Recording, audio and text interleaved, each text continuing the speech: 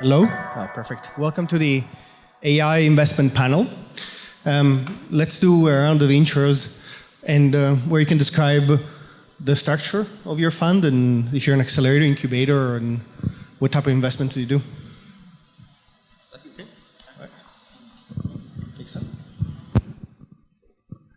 All right. Hello everybody, my name is Kazuma Saniki, CEO of the DeepCore. What we are doing is the AI focused venture capital, and also we are running the AI focused incubation called Kernel. They are the DeepCore and the Kernel logo on the screen. And on incubation side, we have currently 200 memberships of the incubation. 80% of the people are the deep learning engineer.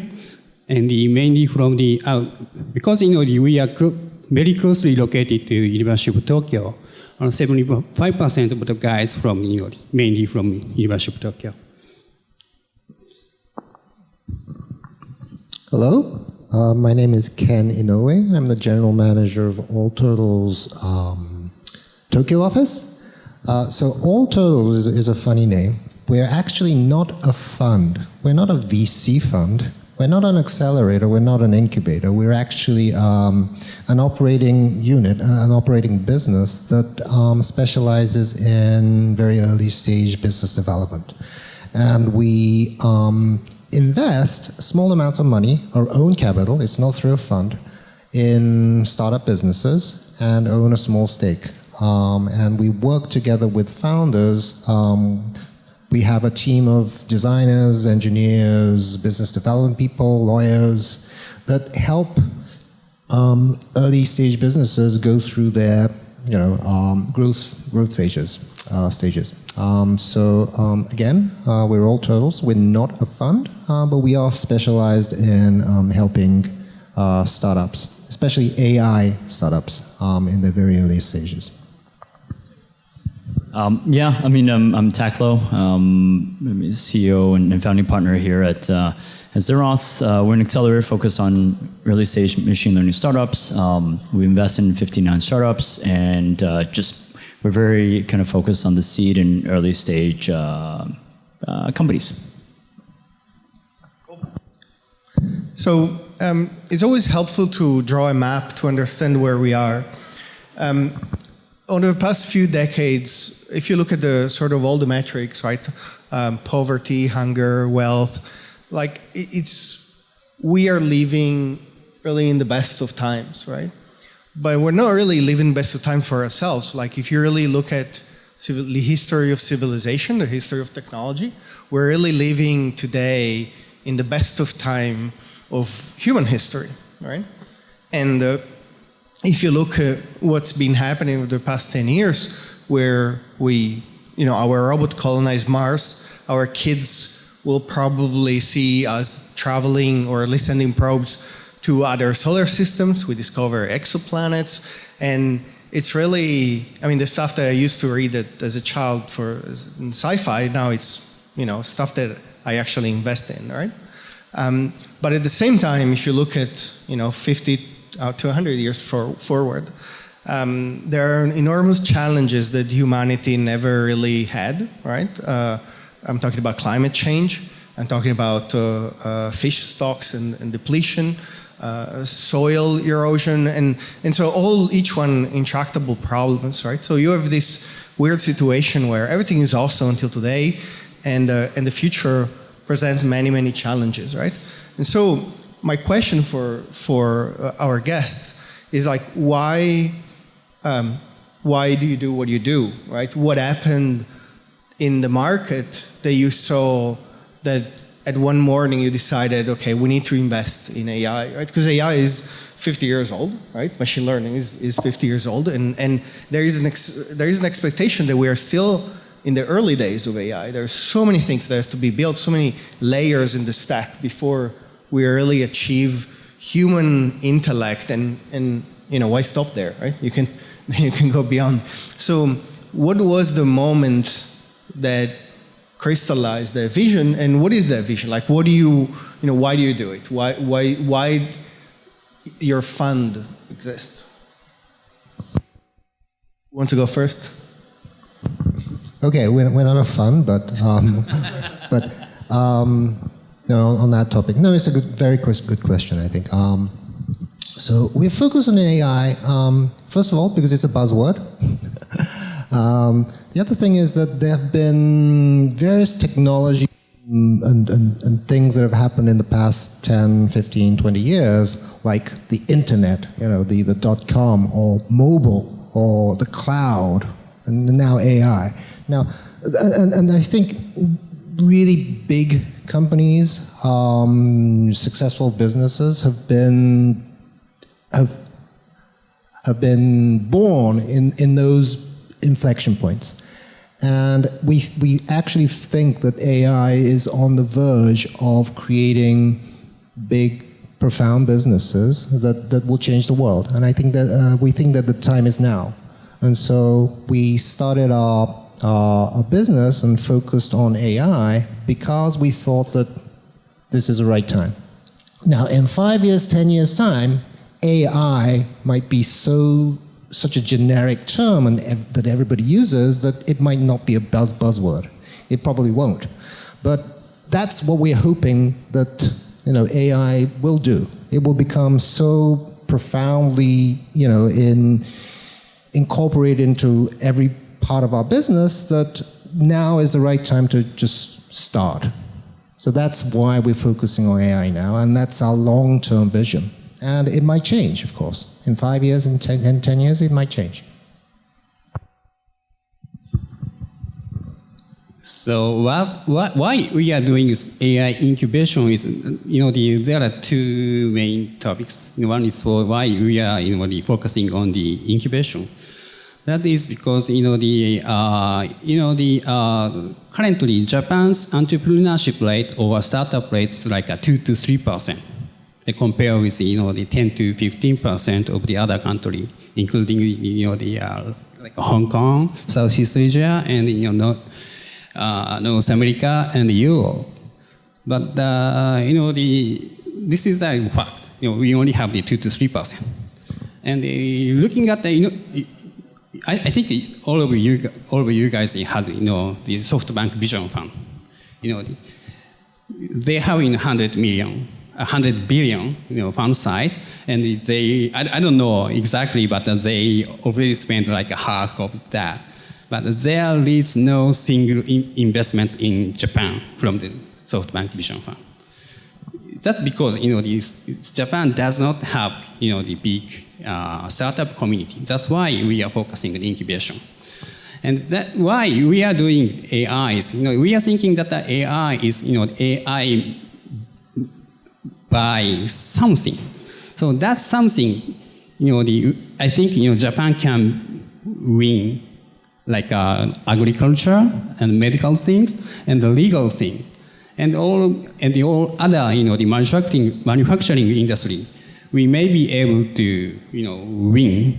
So that's why, we are very focusing upon the AI or deep learning at this moment. Just a couple different kind of reasons. I think, there's a lot of structured data. I guess I'll think about the world in terms of structured data, unstructured data. There's a lot of structured data that's available in the world. I mean, there's more devices. There's more proliferation of devices, and so a lot of data, structured data, is actually created, right? So I mean, this was present in Cray computers, 20, 30 years back. So you both have kind of the proliferation of devices that produce data, that produce structured data, but I also think there's actually a lot of unstructured data that we as human beings and societies kind of deal with. And so fundamentally, I think there is a big data, not problem, but a big data issue. And so kind of where AI comes into this is, as human beings need to evolve, we need to optimize kind of our life. We have to optimize our outputs. We have to optimize a lot of series of things. And so the combination of the desire to optimize plus the amount of data equals essentially AI, and what AI can do. So I think I personally take that perspective, and so it runs the gamut from any industry. But again, it's kind of two things: proliferation of data, plus the optimization desire of just human societies and human beings as a general kind of thesis. So parking ourselves on the side for a moment, we need to talk about our customers, right? Which are the entrepreneurs. Well, customers or goods or product, whatever you want to say it, but they are, we are as good as they are. And so so we tend to get involved in companies very early, much earlier than other investors. And so we don't rely on, say, obvious numbers like traction of earnings or margins or market share, right, as much as later stage investors. So what is when you meet an entrepreneur or a team, what is the essence of that investment? What are you looking for in those teams? How do you make that decision, right? If you, of course, that's your secret sauce, right? Part of this. So whatever the part you can talk about, right? What are you searching for in entrepreneurs, and what are the tests, right? That you see that they, group dynamics, a bit of traction, deep domain knowledge, right? What are the ideal traits of entrepreneurs and teams? Who wants to go? I'll start maybe this thing. I think I don't know. I think personally, I look at anomalies, and so it's kind of difficult. I mean, because one has to be contextually aware in order to detect what the anomaly is, right? So in an American, for example, in Japan is a bit of an anomaly because culturally it's someone that's from outside in a certain culture. So that's a very simplistic way of looking at things, but I think anomalies exist in multiple ways. So it could be certain geographies, but people that think differently. And so, I think I tend to think about who are the anomalies, why are they anomaly, and then work backwards from there. But generally, I think the way I look is anomalies. People that are different, people that think differently and contextually think differently, and aware that they think differently. There are several things, of course, that we look at, but one thing we really focus on is the problem that entrepreneurs are trying to solve. Is it meaningful? Is it a real problem? Is it, for example, we've seen a lot of corporations, entrepreneurs trying to leverage blockchain, which is a great technology for sure. Future potential is just phenomenal, but the problem that they're trying to solve seems so trivial. So that's one problem. The one issue is what problem they're solving. And the second part of it is if the problem is good, is worth solving, is the team the best team that's available to solve that problem? So two answers. So the problem has to be meaningful, and then the team that's trying to solve it has to be a good fit. So those are the two things that we are really focusing on. Since it's a very, very early stage, there's nothing else that we really can, evaluate companies on. So let me, before we move on to a follow-on question. So if you were to find an entrepreneur or team that has like this non-meaningful, like great team, non-meaningful problem, right? But it's already making money and everything. It's something you would not be as interested? Be simply. That's a good question. I mean, I don't think non-meaningful businesses will make a lot of money. It probably has to be meaningful to make a lot of money. But there are problems which we're not interested in.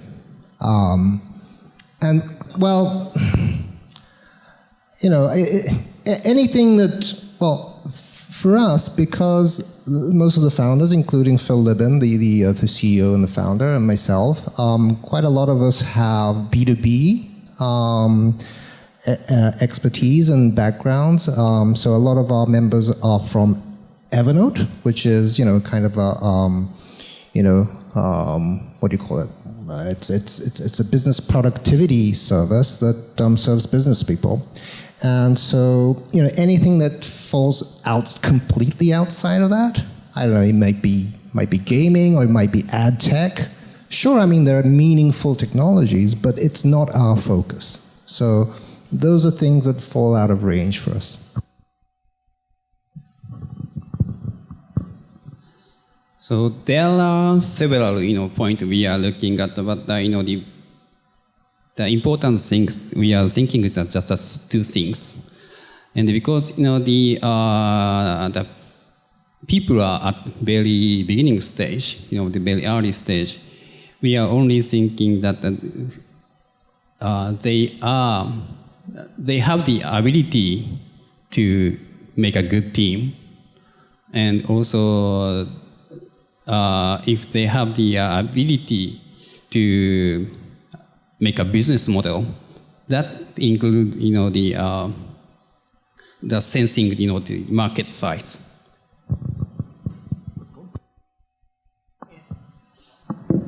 So again, I'm going to ask a few questions, right, about entrepreneurs because they're crucial to us.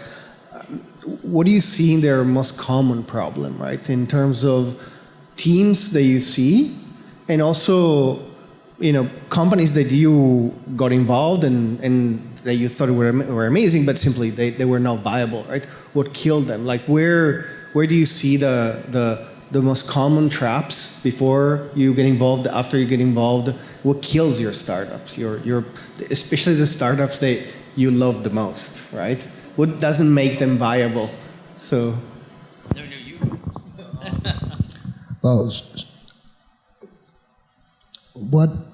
what we've seen is that, and well, not just me, but Phil Deben, a lot of the members that on our team have been supporting startups for decades, is actually the non-core things that actually make or break companies. So what we want founders to do is to focus on their thing, their product, their service,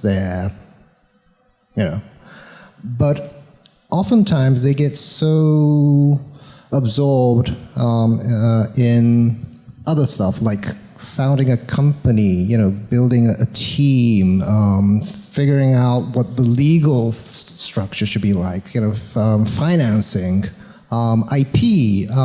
So these non-core things, but important things, kind of really are the problems that founders we're helping are finding the most trouble. And that's why we built up a team of designers, engineers, legal experts, business development experts, because that's not the thing that we think founders in the very, very early stages should be focusing on. They should be really focused on perfecting their product, not on other stuff. So that's the problem we often see and we try to solve in very early stage companies. I think that's been a problem for decades that no one has really solved. If they had money, could they solve it? Possibly, but they probably wouldn't know how to hire people or take care of the legal stuff on their own. How would they know which lawyers to contact? So we start from there.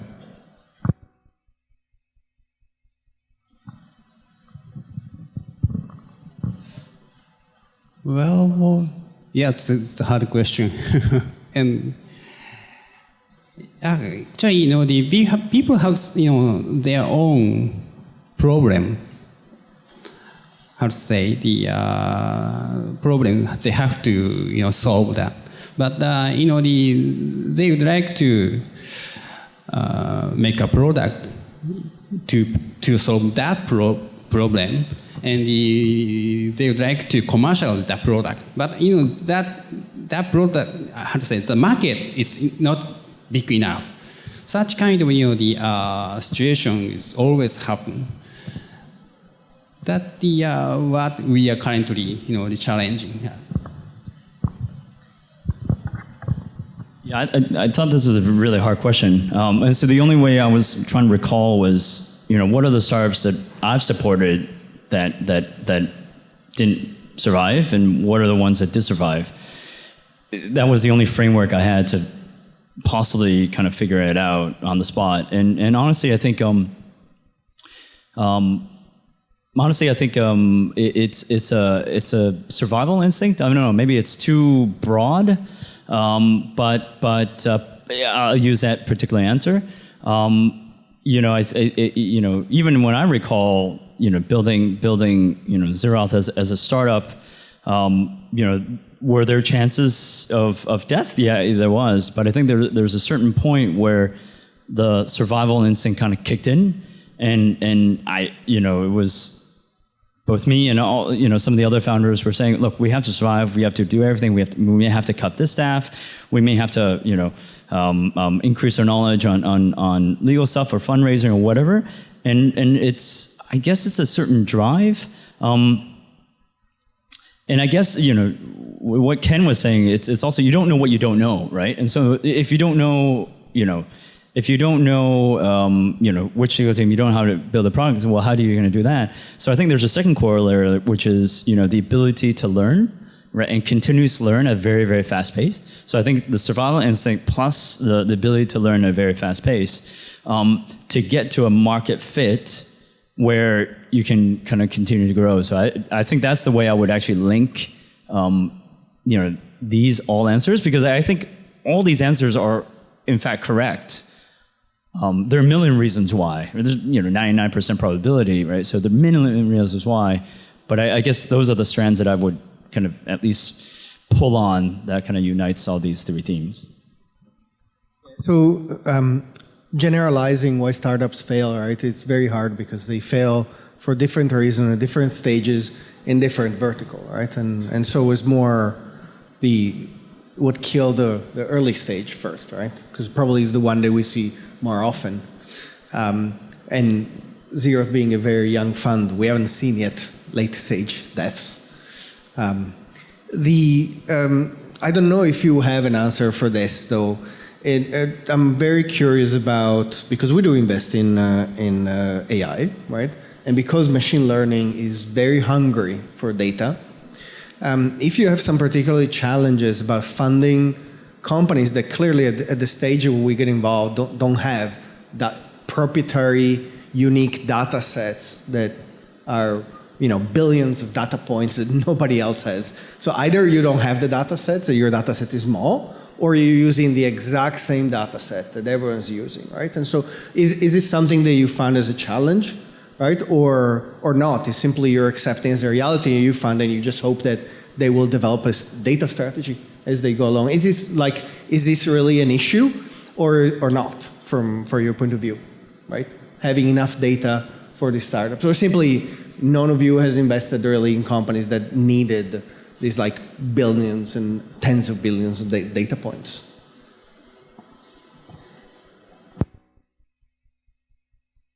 I think it definitely is a challenge. So I think we may have talked about this before, right? So if you do if you do something like Google, Facebook, the FANGs and the BATs will do, right? You really can't compete because you don't have that data set to be able to compete. So, the kind of the only way to do it is to develop a specific niche and really tackle that niche, right? Because that, perhaps the Google FANG BAT might think that actually market is so extremely small that they're not in it and they're not willing to aggregate that data.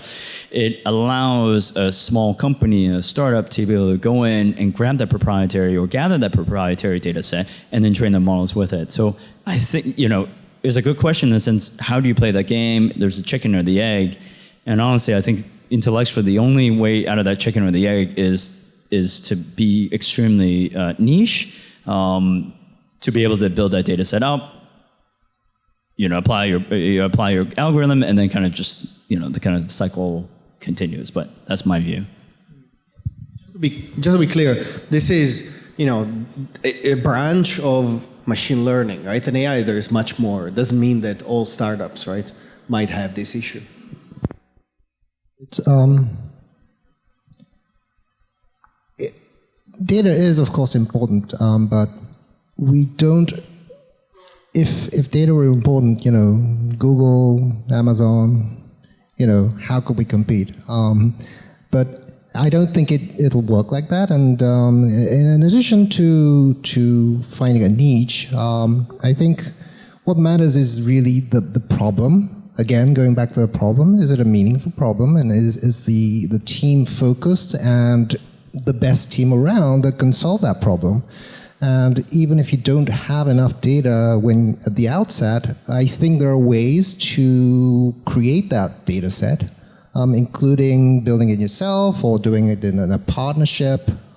We've tried in our investments to bring in corporate partners very early on, even in the very early stages, at least have talks with them, discussions with them to see how we can collaborate, because frankly, we didn't have the data. So I think there are various ways of overcoming this problem. It is a challenge, but it won't stop us from exploring meaningful problems. Yeah, I think there is a big issue, and if the company doesn't have a big data set, and it's mostly the startup company, it's difficult to take such kind of data set. That's why actually our company has some enterprise support function that those team is supporting the startup.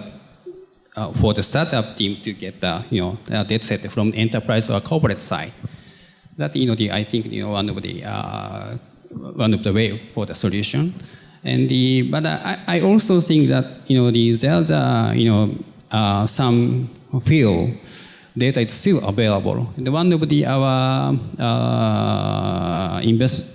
portfolio company they are currently using the AI pathologies. And that pathology area, there's still the big field for digitalizing the pathology data. So such kind of if the company can find such kind of big field, they can do the good business, I think. Actually, I forgot. Actually, I want to say one more specific example, and I couldn't stop myself. I also think like data is it's another problem, right? And so startups have multiple problems, like legal and hiring, raising them. But getting data is actually also a problem. And so how do you address that? And actually, it's one of the companies one of the alums that demoed here. I remember they do fall detection. So how do you detect that people fall, right? And at first they were thinking, oh, we'll just go to all these nursing homes and video people falling, or push them, right? Or videotape people pushing them. And then I was like, they couldn't pay enough people, right? Enough money to push them. And so what they did was they actually, they took zombie videos. Zombie videos. Why zombie videos? Well, then zombies kind of walk like, this, and then they go like this, right? And they fall.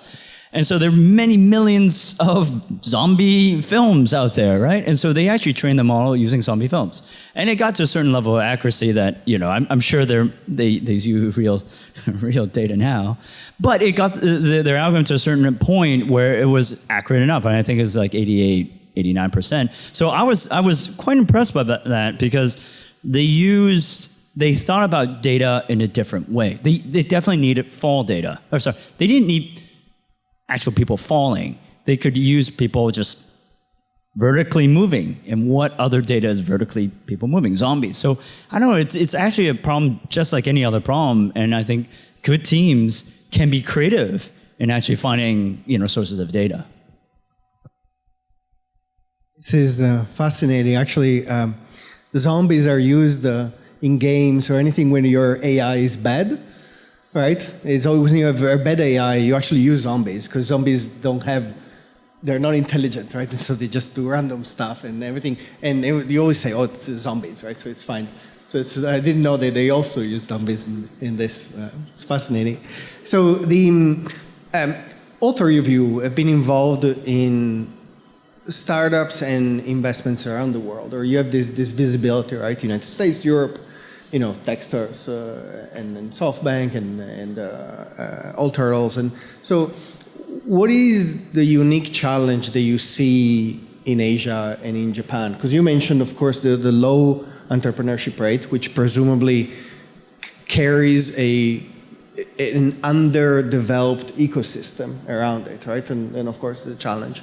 But are there, other factors like regulation, right, or competition from corporates for top talent, right? What barriers do you see that you would not like to see, right? There are now the core thesis of this conference, right, is that when we started looking at the data, right, the last gigantic tech company coming from the US was Uber, and it was founded in 2008. Since then, nothing of that scale is being founded, right, which doesn't mean it will happen in the future, right? Happened before.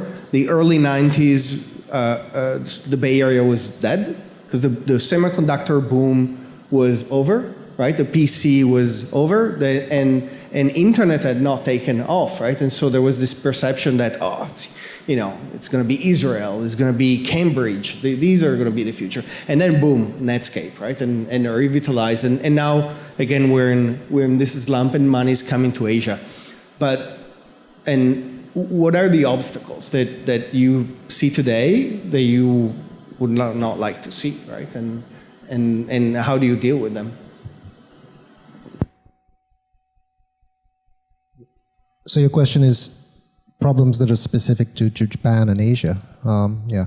So we have offices, All Totals has an office, its main office is in San Francisco, where we have 35, 40 people. I am the head of the Tokyo office, where we have 7 or 8 members. Then we also have a Paris office. And needless to say, Silicon Valley, it's just, the mecca of startups. So you have startups and would-be startups and founders, everywhere, and you have no shortage of deals. Whereas in Japan, it's not that vibrant. And the other thing about Japan is that a lot of the resources, the people, the money, the brands, they're trapped, we call it, trapped inside big corporations. And that is why we are actually exploring ways to tap into those corporate resources at a very early stage. Not Series A, not Series B, but really seed stage, at idea stage. And to see whether we can crack open those, kind of barricades that are enclosing the talent that's required to fully utilize, the available talent in Japan and the potential. So, are you referring to spin-outs of team from corporates? That is one possibility. It might be spin-out, it might be spin-offs, it might be very early stage investments into companies. It might be programs that leverage corporates. There's various ways that we are exploring.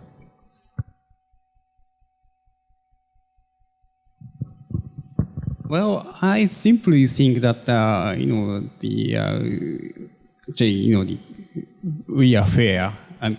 Japan is the same as in the other countries, and also the Asia is the same as the other countries and other regions.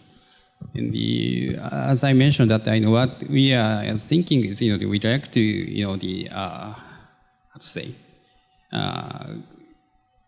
go to the other country levels for in terms of the entrepreneurship rate or startup rate, that room for the Japan to become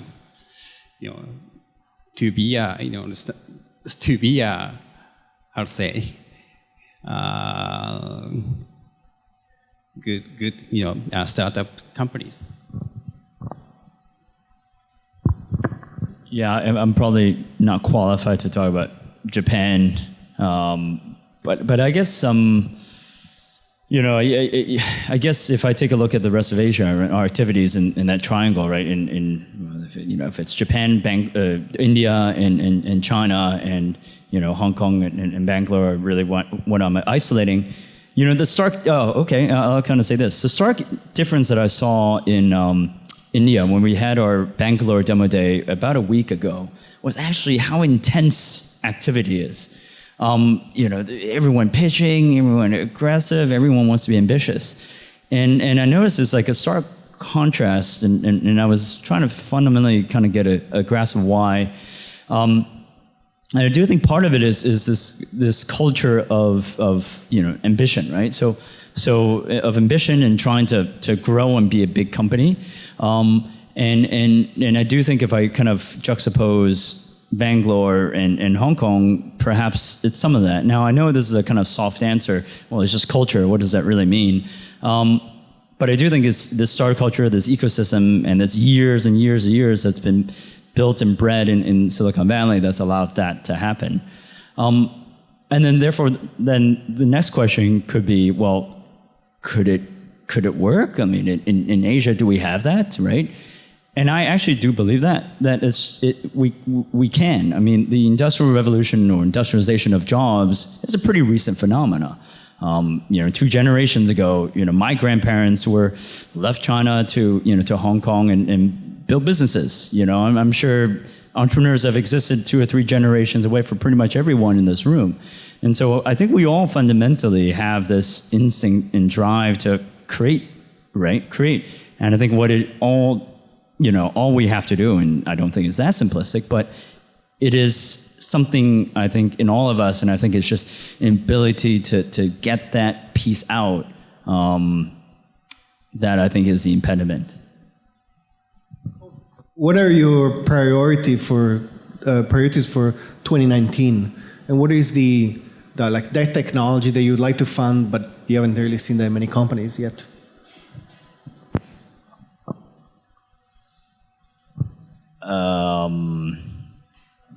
Versatile networks? I like to invest in everything, so I don't know. I don't have anything. Yeah, anything that could be a market leader. I think that's my cop-out answer. Yeah, we're still in the very early stages of our company. We founded our company a year and a half ago, and we were just saying that in the stage that we invest, we can start to see success like, 5, 7, 10 years later. So very, very early. That said, I do think we want to focus not on what will be the next unicorn. Hopefully, sure. Hopefully our investment will become unicorns, but what we're focusing right now is creating value and trying to generate early successes, whether they're small or not, whether it's big or small. So that's what we're focusing on. It's not an industry or technology focus, although we do have preferences, but we because of our early stage in life, we are focusing on small but relevant successes.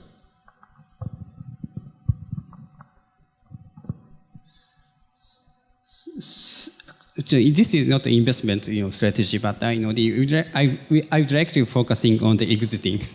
Actually, as I mentioned, Japan doesn't have big the population of the startup, but we also don't have the serial entrepreneurs. So for the AI startup company, so looking at the US or North America, there are many M&A acquisition, M&A type of the exit for the startup AI startup company. So we'd like to keep that cycle and to get the multiple numbers of the startup. Serial entrepreneurs. That's what we'd like to do.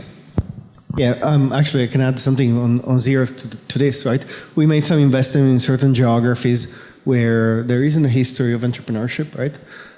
Where if the investment goes well, it's great, everyone's happy, right? But even if it doesn't go well, we see that as seeding the area, right? Because one of the CEO might start another company, the CTO, the early employees, and they can create an ecosystem, right? They can help each other, so that it creates some fertile ground for more, right? So, even failures that don't necessarily need to be failures, right? In this. Yeah, exactly. That's what we actually try to do. I mean, not just in Japan and Asia. I mean, startups fail. I mean, 90% of startups fail. So we try to leverage that failure, that learning experience. We call it recycling. So we recently sold a company, and it was acquired, and half the team went to that acquirer, but half the team we actually hired ourselves. So to focus on another business. So that ecosystem, or we call it a recycling system, I think hopefully will work out in the longer term and build out our strengths and know-how and knowledge and experience. We're the last question, right? And this is my favorite part now, because we talk about the horizon, right? What's, the farther that you can see, the type of investments that you would like to do, or if you're looking, for example, like post-humanism, life extension, brain neural. Well, we see these startups, right? That we see in our deal flow, right? That they do stuff that it feels weird, right? and so where is it? If you're doing any of these investments, or because of course they're completely speculative, right? We have no idea whether they will deliver at this point, right? But you do it in which area are you looking at, right? Do you invest in space, for example, space and AI? Do you invest in, like, what are your craziest investments, and or where do you think you're going to do crazy investments in the next decade? Nobody knows anything about the future, right? We know this. I know something about the future. No, I'm just kidding.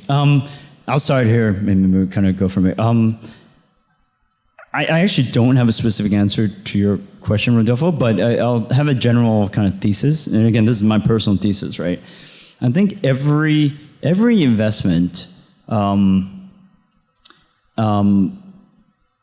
don't know if I like the word investment in this case, but it's every team that we choose to invest in shapes our thinking about the future.